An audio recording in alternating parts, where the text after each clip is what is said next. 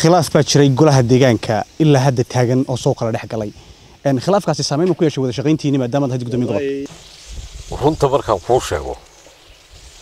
ummadda horta waxa ka soo dhex baxa madaxdooda ummadda waxa ka soo dhex baxda mujtamacooda ayaa waxa soo baxay xildhibaanadii soo baxayna waa kuwa nimka halkan qareela fadhiya uma qarinayo mana waxaan ku xamanayaa maaha waxa weeyaan marka hore baan qabaa inaan ahayn dadkii u tali kari lahaa burco sababtoo ah markay kala cabanayaan nidaam loo kala codaba jiraan oo in badan ka hadlaya baad aragtay marka wax uu qofku xaq u leeyahay baa jira xildhibaanadu inay wax bedelaan bay xaq u leeyihiin haday ku dhaliilaan maamulka markaa jooga iyaga doorta wax xaq ay leeyihiin shicibkii baa soo doortay mas'uuliyadii iyaga saarneyd inay dhaadhaaleeyaan oo ay kolba tiifiyada ka wadaalaan waa wax aad loo nacbaysto waxaan leeyahay anigu ka waantooba iyaga iyo degmooyinka kaleba waa dhibaato dalkoo dhan haysato runtii xal uga baahan xukuumadda iyo baarlamaankaba marka waxaan aaminsanahay inaan khilaaf sidaas oo ku dhex jiraaba isruuxruuxasho mooyaane inaanu jirin waa hadal adag weeye gobolkii aad intaas oo dhan joogtay marka anaa kamid ah haddaan kuu sheego waxyaabaha aanan weligay gobolada kale ku arag weli masaajid laaluush lagaaga keena miyaad aragtay annagaa leh waanaad u soo noqon doontaa waxa weeyaan mujtamaca wanaagsan madax wanaagsan baa ka soo dhex baxda saaxiib mujtamaca wanaagsan waxa ka soo dhex baxa madax fiican baa ka soo dhex baxda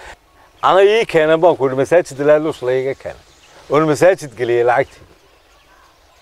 adiga laftaadu reer tugdheer baad aniga laftayga ka mid baan ahay laakiin way damqaysaa waan aad baan runtii uga xumahay laakiin waxa jira waxyaabo aanay burco dhaqan u lahaan jirin caado u lahaan jirin anu burcan ku dhashay waan ku koray waan ku guursaday waan ka ganacsaday madax baan ka noqday been ka sheegi maayo burco waxa weeyaan siday ahaan jirtay maaha dad badowga baa soo galay badownimada oo aan ahayn miyuun bay ka soo galeen